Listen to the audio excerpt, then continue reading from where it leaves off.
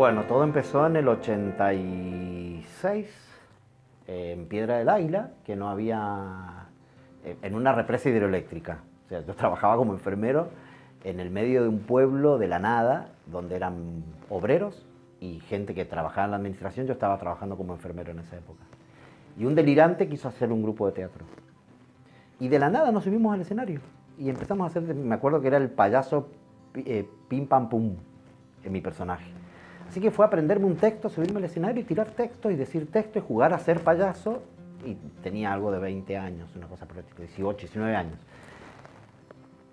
Ese trabajo se terminó, me vine a Mendoza y me hablaron del Flaco Suárez, del taller, del famoso taller de teatro en la calle Lavalle, en la sala del taller, que es donde lo conocí al Flaco y a toda la gente del taller de aquella época, los comienzos de Cajamarca, los comienzos de esas agrupaciones fuertes.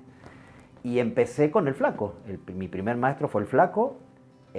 Paralelamente empecé a tomar clases con la Sandra March en el Centro Catalán y paralelamente empecé a trabajar en un taller de investigación con la Noemí Salmerón, que ahí es donde empieza a surgir el grupo Zona en los 90. Entonces tuve como tres referentes muy importantes, como el Flaco Suárez, la Noemí y Sandra March, que con una tendencia hacia lo infantil y muy interesante. Y anécdota, por ejemplo, como anécdota, bueno, de ahí no paré más, digo, desde ese momento transitaba la enfermería, porque en esa época laburaba en el Lago Maggiore, y hacía teatro, o sea, era un delirio, y transitaba esas dos cosas, muy felizmente. Y yo, de algo que sí me acuerdo como una anécdota que fue maravillosa, que el Flaco Suárez, cada vez que yo pagaba un taller, o sea, yo fui 2 años de taller, el cual le pagué mensualmente, religiosamente como era, y el Flaco cada vez que pasaba una improvisación o algo me decía, Ale, dedícate a la enfermería porque el teatro no es lo tuyo. Típica del Flaco.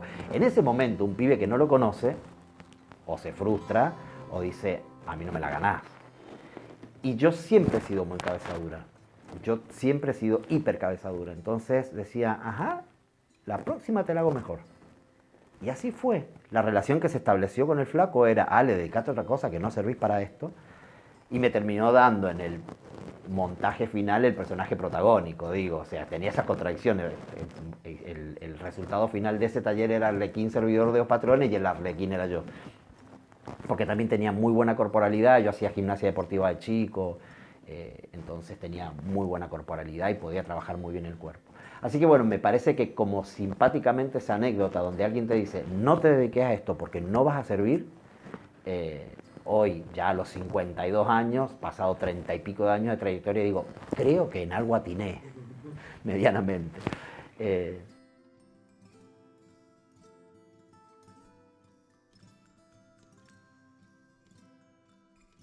El grupo Zona surge con una necesidad de contar de manera distinta lo que nos venía pasando a nivel teatro.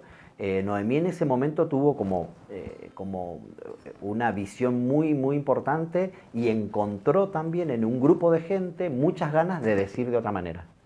Entonces ahí surge a partir de distintos talleres de investigación esto de mostrar un espectáculo a partir de la idea del videoclip.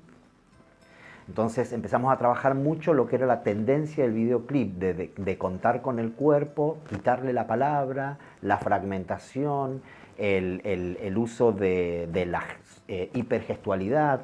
O sea, empezamos a trabajar mucho la hipergestualidad, el teatro mínimo, la relación personaje-objeto, el objeto superando al personaje, el vestuario llevándose puesto al personaje, o sea, ir por delante del personaje, el personaje cumpliendo una función de objeto, digo, fue un sinfín de experimentaciones y de trabajo donde teníamos resultados sumamente interesantes, con superposición musical, con la idea principalmente del videoclip, que estaba surgiendo también en el mundo este preconcepto del videoclip fragmentado. Entonces el teatro fragmentado, el teatro de experimentación en Mendoza no estaba como muy explotado y nosotros empezamos a trabajar sobre eso. Fuimos desarrollando la tarea y no le teníamos miedo a la impronta de investigación. De hecho nos metimos en un boliche gay, que tampoco ningún grupo lo había hecho, en Mendoza, digo, en otras partes del mundo sí, Pero en Mendoza, animarse a meterse en un boliche gay en una época difícil, complicada, porque no es tan fácil como ahora, hacer un espectáculo también fragmentado, con mucho uso de lo visual y muy poca palabra, trabajar los desnudos, la impronta de los cuerpos desnudos diciendo cosas, también en Mendoza no estaba como muy de moda, con un discurso, con un relato de lo que nos iba pasando como seres humanos, el paradigma de la provincia, políticamente, socialmente, económicamente, digo, se producían espectáculos que estaban relacionados con todas esas improntas de lo que nos pasaba como ser humano en ese momento, nada más que era fragmentado. Y la gente, nada. La respuesta era súper delirante porque estábamos todo el mundo ávidos por el videoclip en vivo. Hoy pareciera viejo. En los tiempos que corren pareciera viejo. Y no lo es. Yo escucho a veces muchos pibes que dicen, estoy haciendo un teatro súper fragmentado, re loco. Yo actúo en kioscos. Yo he hecho espectáculos de humor en un kiosco. Hay que meterse en un kiosco a hacer teatro. Digo, no es que descubrí el mundo, pero sí impulsamos a otros teatristas a que se empezaran a meter con la estética de lo visual, del trabajo, de empezar a preocuparse en una escenografía mucho más fuera del cartón, y del cartón pintado, un poco más elaborada, pensar en el espacio vacío, pensar en vestuarios que comunicaran, o sea, que los signos de Cousin tuvieran significado. Y ahí yo, los signos de Cousin, que después los aprendí en la facultad posteriormente, porque siempre he sido como más animalito que he ido aprendiendo y después encuadrando, que me lo dio mucho la facultad, yo lo divido en tres: lo plástico, lo literario y lo musical. Entonces me parece que nosotros conjugábamos muy bien lo plástico, lo literario y lo musical. El relato, más allá del discurso, de la palabra; lo musical, ya sea sonido, la música, los efectos, la voz; y lo plástico, que tiene que ver con las luces, el vestuario, la escenografía, la combinación de colores. Y así se desarrolló el Sona. Entonces, hoy pareciera en cierta manera como un poco de teatro viejo porque el teatro de imagen se impuso en Mendoza.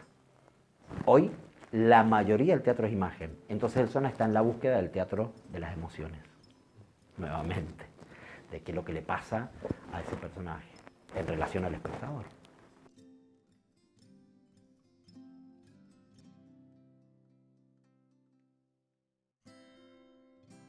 Claro, a mí la dirección me aparece también como un poco el teatro, o sea, me encuentra. Un grupo de San Martín, Gerardo Saavedra y... Uy, se me fue el nombre de la actriz.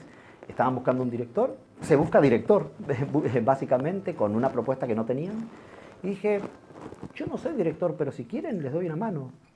De chico ya he sido medio director. En la escuela era insoportable, dirigía el coro, dirigía los actos escolares, las maestras decían, anda Alejandro, dirigilo vos. O sea, ese bicho yo ya lo tengo más de pibe.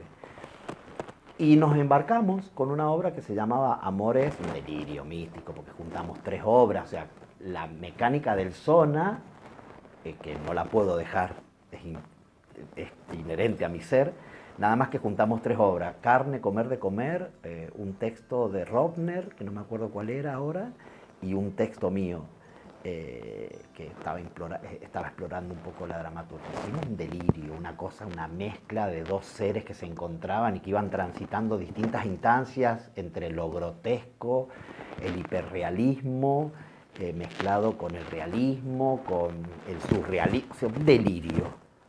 Salió algo raro, pero salió, digo. Y desde ahí dije, bueno, a ver qué pasa. Después me llamaron para hacer Somos, de Pavlovsky, de un trabajo de la facultad que estaba muy avanzado, que yo lo terminé dándole mis toques estéticos, y de ahí no paré más en dirigir. Armé un grupo que se llamaba Árida, donde trabajábamos mucho las temáticas femeninas.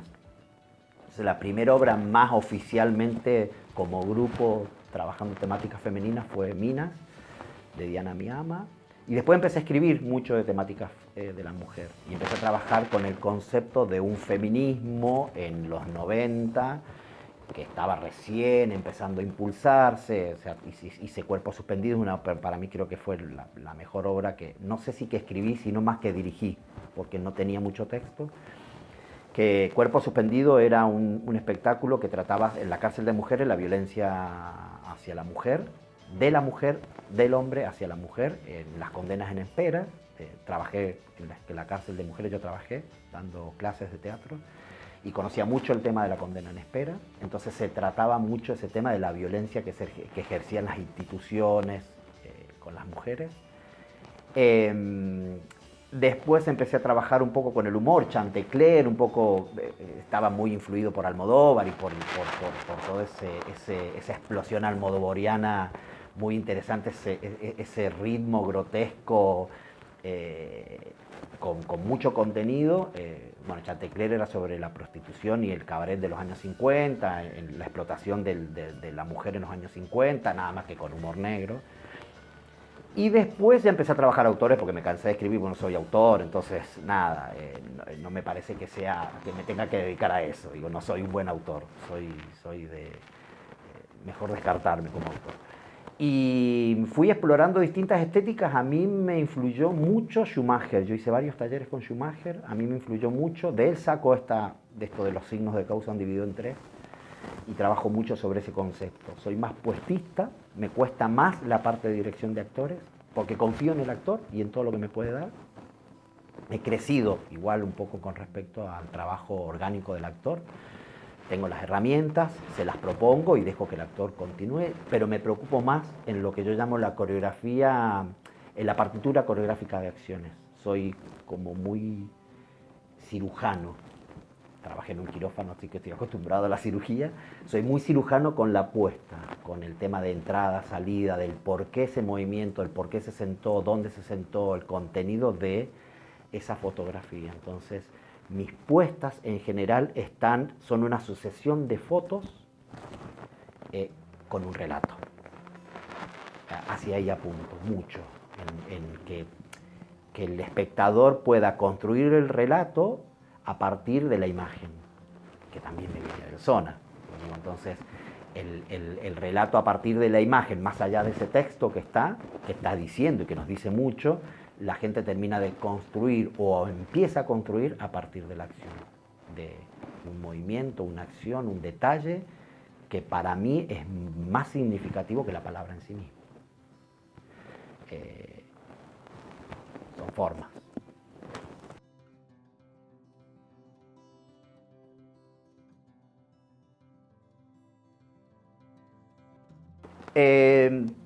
Me tiene que tirar imágenes. Hay textos que vos lo lees y están negados de imágenes. Yo he leído muchísimo teatro, amo leer teatro, no leo otra cosa que no sea teatro. Muy rara vez te leo una novela bueno, artículos periodísticos relacionados al teatro o me informo. Pero leo muchísimo teatro. Y si no me tira una imagen, estoy en el horno, digo, no me inspira absolutamente nada. Lo que sí me pasa es que yo puedo leer una obra hoy, la recuerdo mucho, y dentro de 4 meses me apareció la puesta, me explotó la puesta en la cabeza cuando estoy durmiendo. Tengo muchos sueños lúcidos, pero muchísimos sueños lúcidos, que es un delirio eso. No sé, son también mecanismos que va teniendo un director o un actor a la hora de crear. Y también me pasa de que termino viendo con quién. Me cuesta mucho después, si el actor, actriz, me dice que no, me saca de ese lugar, porque cuando armo la apuesta, la armo con inclusive los actores. Es que la imagino con escenografía, con vestuario, la veo. Entonces, para mí, por ejemplo, yo trabajo mucho con Susana Rivarola, que me hace los vestuarios y la escenografía. ¿Y por qué trabajamos juntos? Porque le digo, mira, Susana, la obra es así, y le hago un dibujo espantoso, plano, horrible, una porquería inhumana, y me lo entiende claramente. ¿Por qué? Porque yo ya lo vi. Entonces lo empezamos a discutir, me va tirando ideas sobre materiales, sobre dimensiones, y lo vamos chequeando entre los dos. De hecho, me pasa lo mismo en Vendimia. Me dicen infumable en Vendimia. que ya me has vivido en cierta manera, porque yo me lo imagino todo, lo sueño todo, lo veo con la cara de los actores, con la cara de las actrices, con la escenografía, entonces me pasa y me parece sumamente interesante cuando te lo entienden y lo desarrollan, es maravilloso. Me puedo equivocar, que es parte de esto, digo, todos nos equivocamos. Pero también me pasa que estoy muy abierto a que, como te digo, esa partitura coreográfica que yo le voy marcando al actor, el actor me dice no me siento cómodo, no me gusta, me parece que es por acá, lo chequeamos y digo, ah, bien, vamos por ahí. Entonces vamos permitiéndonos ese trabajo. Pero me pasa en que las obras las sueño, si yo no las sueño no las puedo hacer.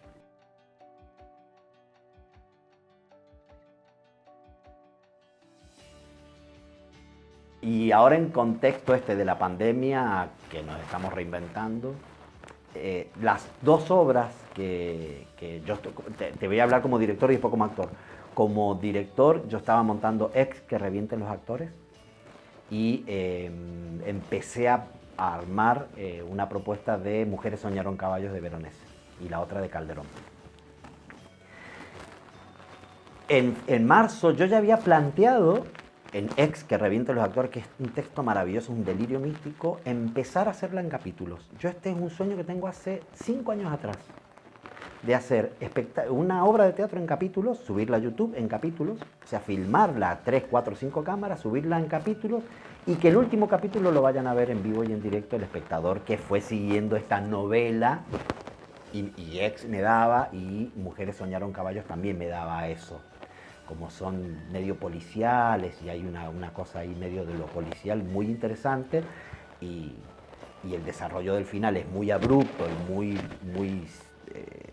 interesante, digo, bueno, genial. La pandemia me lo dio, lamentablemente. Entonces empecé a trabajar sobre algo que ya tenía. Bueno, y efectos colaterales, como actor, lo que me ha pasado es que he explorado mucho el tema de la videollamada, la cámara, el plano picado contra picado, primerísimo primer plano, plano en detalle. Digo, algo que no lo tenía como realizador, lo tengo que hacer siendo actor. Y es maravilloso, más allá de que quiero que vuelva al teatro, que volvamos a hacer teatro físico, que nos encontremos en el convivio, este tecnovivio nos ha servido para explorar otros caminos que quizás lo estábamos negando, que quizás no lo estábamos permitiendo entrar. A mí me gusta mucho el tema de la imagen, del video, me gusta trabajarlo mucho. Y quizás no nos estábamos permitiendo eso. Y la pandemia nos obligó a empezar a trabajar sobre un concepto que es sumamente interesante, que es la relación video con el actor. El tecno-vivio convivio tecnológico puede llegar a ser una herramienta que en el futuro nos diga, bueno muchachos, esta es otra forma más. Principalmente porque yo considero que venimos de una eterna se me fue el nombre, que no hemos encontrado el rumbo con respecto a estéticas, posmodernidad, digo. Creo que esta pandemia nos está diciendo, muchachos, el mundo cambió, pónganse las pilas y empiecen a explorar otros recursos. Que no quiere decir que dejemos de hacer teatro, sino que empecemos a explorar nuevas herramientas que se nos están dando. Y el celular es una herramienta que la tenemos a diario. Vamos a tener que asociarla. Y me parece interesante. Más allá de que ya estoy viejo, de que es algo que manejan los pibes, digo, me parece que tenemos que adherir. Sin perder, volver a hacer teatro, que la gente nos vea, que nos podamos encontrar con el espectador, que pueda ofrecerle todas mis emociones en vivo y en directo. Pero ¿quién te dice que a partir de eso también yo pueda en algún momento hacer un plano detalle y que me puedan ver en detalle y en detalle? Que ya se ha estado haciendo igual. Nosotros nos hemos negado un poquito. Así que bueno, para mí es maravilloso con afectos poder explorar esto.